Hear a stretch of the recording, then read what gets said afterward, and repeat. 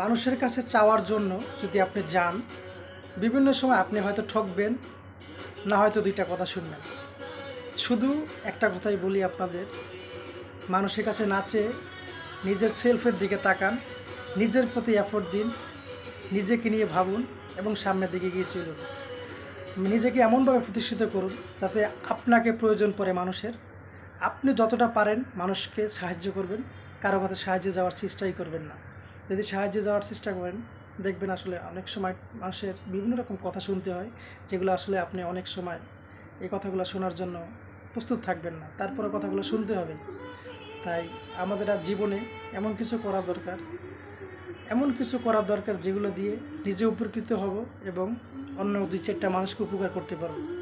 সবসময় মাথায় একটা কিন্তু চিন্তা রাখবেন যে অন্যর উপকারে না, আমি নিজে যদি কিছু করতে পারি, এটি আসলে আমার জন্য ভালো। যদি জীবনে